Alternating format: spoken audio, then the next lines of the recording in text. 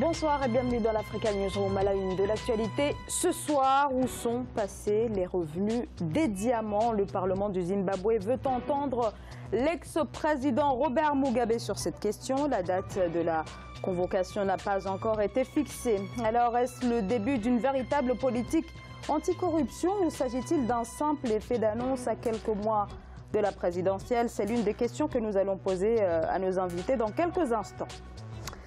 L'État tchadien annonce une bouffée d'oxygène dans ses finances publiques, des finances qui auraient plus que doublé au terme du premier trimestre. Néanmoins, cette embellie est à nuancer puisque le pays n'est pas encore sorti d'affaires, l'économie étant toujours à un niveau très critique. Et dans notre Zoom Société, nous nous intéresserons à la consommation de cigarettes. Le tabagisme prend de plus en plus d'ampleur dans le monde et c'est aussi le cas sur le continent africain qui compte 77 millions de fumeurs, un nombre qui, selon l'OMS, devrait exploser d'ici à 2025. Voilà donc pour les titres. Et pour en débattre avec moi sur ce plateau, Monsieur Thiambel Gimbayara, bonsoir. Bonsoir. Vous êtes journaliste, également directeur de la publication de La Voix du Mali. Merci à vous d'être avec nous ce soir. Avec moi également, Doudou Sidibé, bonsoir. Bonsoir. Vous êtes chercheur en sciences politiques. Merci d'avoir accepté notre invitation. À mes côtés également, Gracien Rukindikiza, notre éditorialiste. Bonsoir, Gracien. Bonsoir, Zara. Bonsoir à tous. Place à l'actualité politique.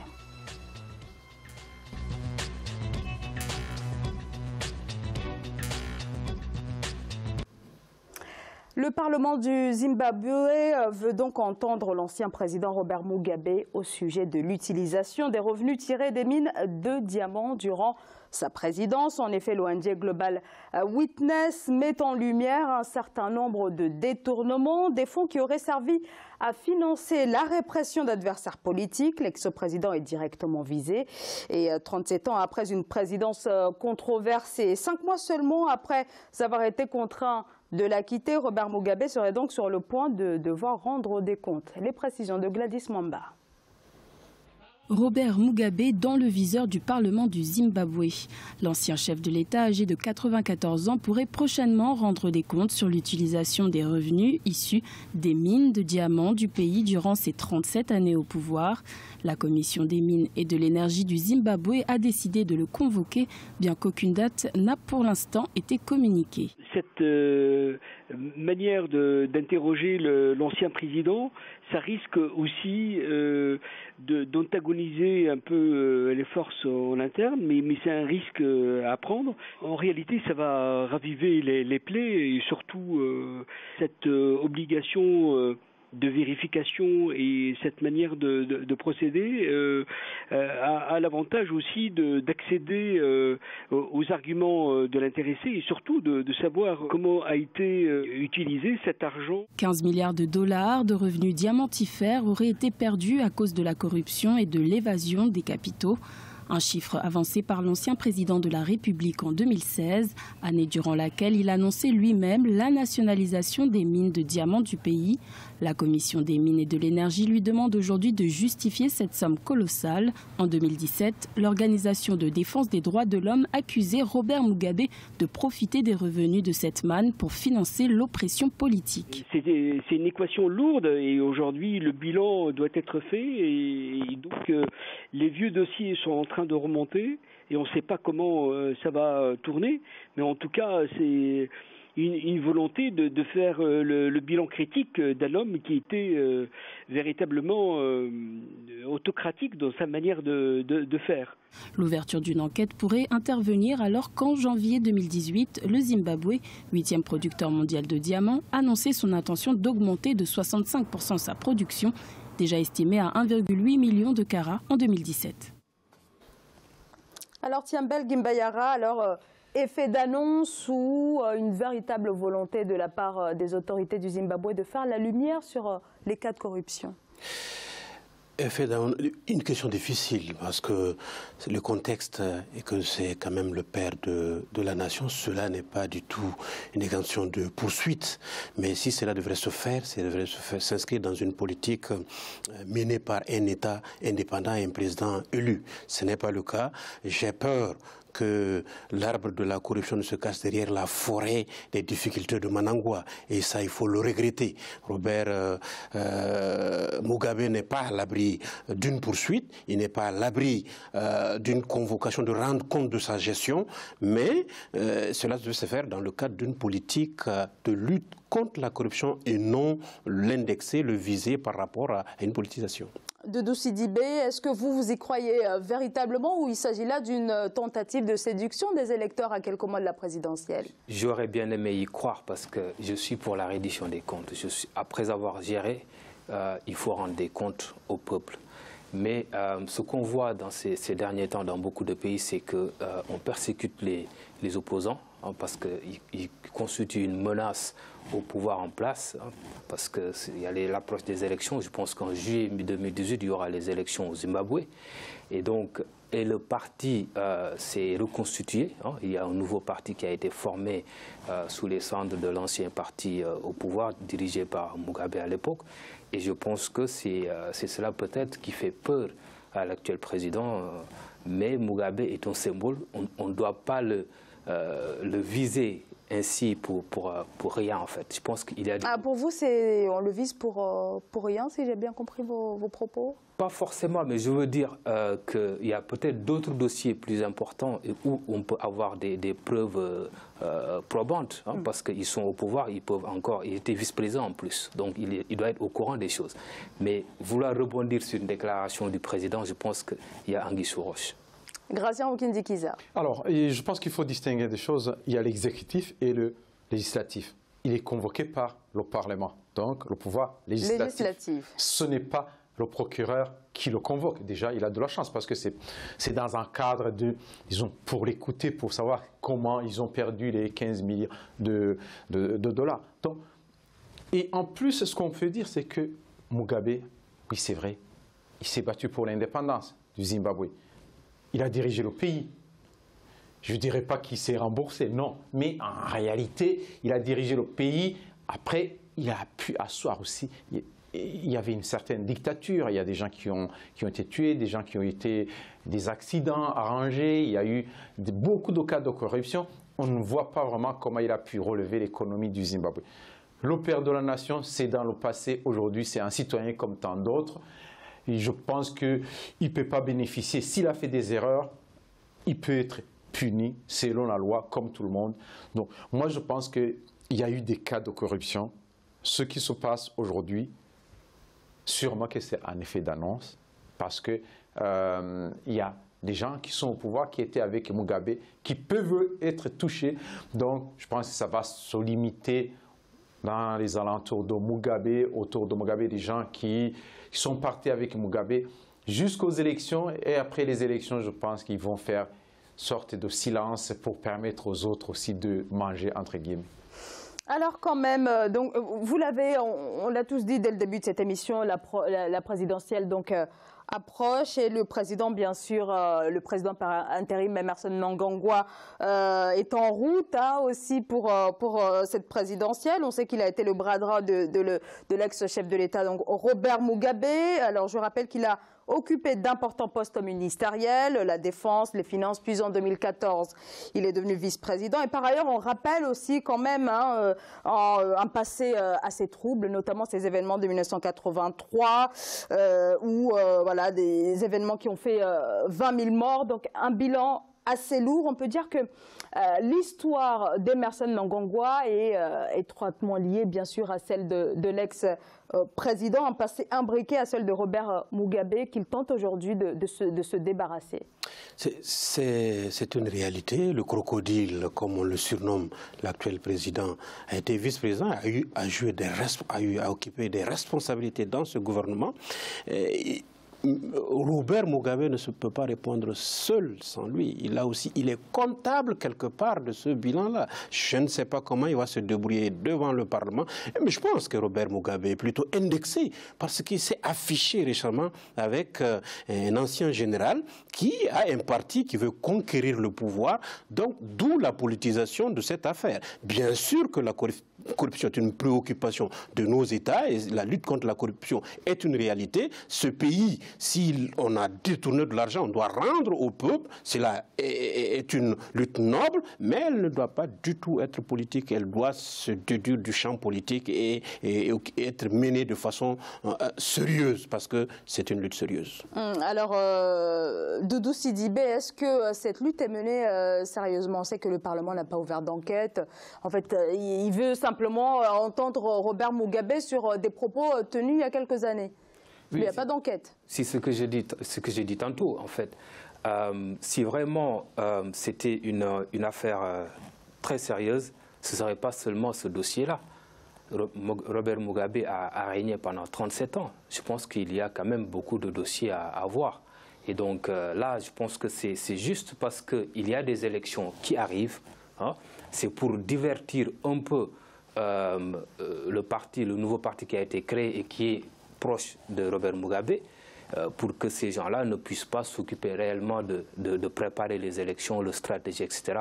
Et passent tout leur temps à être entendus dans les commissions d'enquête, ou peut-être même la justice aussi va prendre le relais. Je sais très bien qu'aujourd'hui c'est l'Assemblée nationale, mais après peut-être que ce sera la justice pour corser les choses. Et ceci étant dit, je ne défends pas l'impunité, parce que Robert Mugabe est injusticiable comme tous les autres. Maintenant, s'il a commis une faute, il doit payer. Mais comme je l'ai dit tantôt aussi, au Sénégal, on a eu le même problème avec Karim Wade, Khalifa Sall, tout ça. Aussi, on voit ça aussi au Nigeria avec Bourgari. Mais souvent, ces redditions des comptes visent souvent les opposants. Et c'est curieux quand même, c'est assez sélectif. Voilà. Gratien Rukindi-Kiza, est-ce que c'est sélectif? En tout cas, pour le cas du Zimbabwe, il faut bien commencer quelque part. On est au début, on est au démarrage, et c'est Mugabe qui dirigeait le pays. D'ailleurs, ce sont les propos qu'il a tenus lui-même. Il peut justifier justement comment est-ce qu'il a eu ces chiffres. Bon.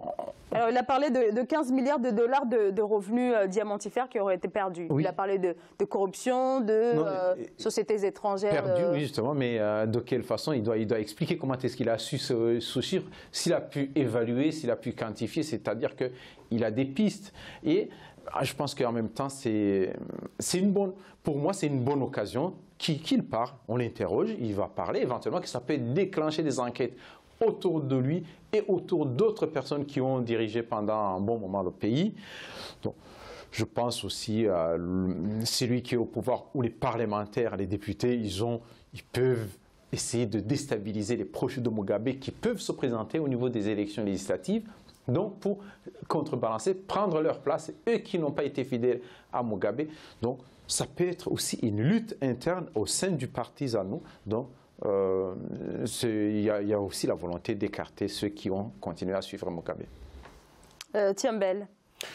Oui, on peut dire pour le moment que c'est cette stratégie politicienne qui prend le pas, mais l'avenir proche nous le dira au sortir de cette audition, si une enquête est menée, diligentée, et que réellement on va vers une lutte sérieuse contre la corruption qui n'est pas politicienne, qui est loin des préoccupations ou d'un calendrier électoral. Alors Robert Mugabe, 94 ans, les enjeux ne sont pas, en tout cas sur le plan judiciaire, ne sont pas énormes en ce qui le concerne, non? Doudou Sidibé. Oui, je pense que Robert Mugabe est aujourd'hui un homme qui a servi son pays pendant très longtemps. Hein, c'est une icône pour l'Afrique aussi, hein, pour le panafricanisme, etc. Il y a des très populaires gens qui le prennent pour un modèle. Hein, voilà, donc on ne peut pas, comme je dit tantôt, très facilement s'attaquer à lui. Voilà. Je regardais hier un document sur l'ancien ministre des Affaires étrangères français, comment il s'appelle, de la justice aussi, hein. Voilà, en tout cas, je ne me rappelle pas du nom, mais qui disait qu'il avait validé les comptes de Chirac à l'époque. Tout simplement, il y avait des irrégularités, mais il se posait la question de savoir si Chirac demain est devant ses pairs européens, américains, on pensera de lui que c'est un président qui était mal élu. Voilà. Et ça peut affaiblir la position de la France. Donc, à un moment donné aussi, il faut penser à ces choses-là. Parce que Robert Mugabe, quand même, c'est une icône en Afrique. Bon, alors, une icône, en tout cas, c'est quand même un leader, effectivement, reconnu, mais il n'en reste pas moins contesté sa présidence aussi. Je précise aussi que s'il a fait une faute, il faut qu'il paye. Mais il ne faut pas aussi facilement et de façon très légère s'attaquer à lui. Vous êtes assez partagé sur cette question. Gratien Okendikiza. Moi, je pense que Mugabe, ce n'est pas vraiment l'icône en Afrique, parce que Mugabe, qu'est-ce qu'il a fait? Mugabe, il s'est battu. Je ne partage pas votre avis. Il s'est battu, oui, justement. Voilà. Il s'est battu pour l'indépendance du pays. Comme il y avait d'autres, je crois en Congo, il y a d'autres qui sont battus, il y a des pays qui les ont soutenus, mais il a été au pouvoir. Il a été au pouvoir. Qu'est-ce qu'il a fait pour l'Afrique? Pas grand-chose. Bon, il n'a pas développé beaucoup son économie. Il n'était pas là pour l'Afrique, il était là pour son pays d'abord. Justement, donc il n'est pas l'icône pour les Africains. Et alors pour son pays, qu'est-ce qu'il a fait? Même il n'a pas servi de médiation pour d'autres pays, d'autres conflits. Ce n'est pas un homme qui est intervenu dans d'autres pays pour vraiment être une phare au niveau de l'Afrique. À un certain moment, l'Afrique manquait de visionnaires. Heureusement, on a eu Mandela. Malheureusement, maintenant, on n'a personne. Donc, ce qui fait que, compte tenu de ce qu'il a fait, il a quand même nationalisé. Il a nationalisé. Bon, oui, il s'est trompé sur la nationalisation. Il a nationalisé les terres. C'était une volonté. Il a fait partir les Blancs. Il a donné les terres à une milice de son parti qui n'a pas pu entretenir les terres, qui a occasionné une famine dans le pays, alors que c'était le pays qui était exportateur de produits agricoles. Donc, c'est une vision, je pense... Comment il aurait pu faire? Bon, il s'est battu avec des gens. Il leur a promis d'accéder à la terre. Il devait faire une il donne pas la terre. Mais regardez ce qui se passe en Afrique du Sud. Les Blancs, c'était des Zimbabwéens. Les Blancs, c'était des Zimbabwéens. Donc, il fallait négocier une politique agraire. On ne donne pas tout. On ne peut pas prendre une usine en disant... c'est une usine d'en blanc ou c'est des champs d'en blanc, on donne en noir. Qu'est-ce qu'il va faire le noir? Il n'a pas de tracteur, il n'a aucun moyen pour l'entretenir. Il a cherché à emprunter de l'argent, on lui a refusé cela parce que c'était pour indemniser les propriétaires. Non, les discussions sur le plan international, en tout cas, il a été mis sur la sellette par rapport à sous pression et sur la sellette par rapport à cette question. Il ne peut pas faire ses réformes agraires. Mais attendez, attention, il y a une justice internationale, il y a aussi il y a des lois. On ne peut pas exproprier des gens qui ont éventuellement une double nationalité. On les indemnise, mais il n'avait pas cet argent. On n'indemnise pas. On peut pas venir, par exemple, sur votre terre en disant on prend votre terre, la terre de vos ancêtres, en disant vous partez, mais on vous donne de l'argent. Combien on va vous donner? Il y a le symbole. On évalue bien. Difficile d'évaluer. Il y a le symbole, il y a les gens qui sont nés là-bas, qui ont la propriété. On ne peut pas dire parce que c'est en blanc, ce sont des Zimbabwéens, des noirs et des blancs, tous des Zimbabwéens. Mais on ne peut pas dire ce sont les Blancs qui vont être expropriés. Oui, ils ont eu des terres. Comment est-ce qu'ils les ont eu? On négocie, on va voir éventuellement s'ils vont partager. Ils détenaient l'économie du pays. Une grande part de l'économie du pays. Pourquoi l'Afrique du Sud, il y a Mandela? Mandela a fait quoi? Mandela, il n'a pas fait de politique comme... Non, peut-être que le cas zimbabwéen ne s'imposait pas en Afrique du Sud. Qui vous dit que tout le monde a approuvé ce que Mandela a fait? Peut-être à l'international, oui. Mais à l'interne, peut-être non. Alors, il y a beaucoup de peut-être une dernière question, Thiambel Gimbayara. Si jamais cette procédure devait donc aller jusqu'au bout, est-ce que vous pensez que les Zimbabwéens pourraient voir cela comme un signal fort en termes de volonté de rupture? Ils sont susceptibles de le croire? Moi, je pense sincèrement que le crocodile n'est pas l'homme qu'il faut pour juger Robert Mugabe. Il n'a pas la légitimité parce que toute la crise est partie quand il a été suspendu 2 mois après, mis en résidence surveillée 14-15, ensuite un coup d'État. Encore que, Robert Mugabe conteste son pouvoir. Il croit qu'il est victime d'un coup d'État. Et s'il portait l'affaire devant l'Union africaine, qui ne dit que demain, la situation ne peut pas être rétablie à sa faveur. Mais on est loin de cette hypothèse. C'est une autre hypothèse qui est possible, qui est fort possible. Mais je crois que ça reste... Ça reste difficile à réaliser, mais c'est en tout cas une hypothèse sur laquelle il se base aujourd'hui, à tort ou à raison. L'histoire le dira, l'histoire nous dira. Mais la réalité est que le Zimbabwe mérite d'avoir un président élu, investi par le... Alors, il y a les élections qui arrivent. Ce qui se passe n'a rien à voir avec le président actuel. C'est le Parlement, les députés qui ont été élus du temps de Mugabe, des députés que Mugabe... J'entends bien. Oui, ce sont les mêmes députés qui le convoquent. Mais donc, ces députés veulent tourner leur veste? Non, c'est pas... se rapprocher du pouvoir et garder leur position. Se rapprocher du pouvoir, mais il faut dire que c'est le Parlement. Et si on reconnaît si on reconnaît la séparation des pouvoirs, les parlementaires qui ont été élus, même si le président il n'est pas encore élu, les parlementaires ont été élus, ont le droit de regard au nom du peuple, au nom de leur mandat. Donc, Mugabe est... Vous croyez en Afrique à la séparation des pouvoirs? Il y a des pays qui font la séparation de pouvoir.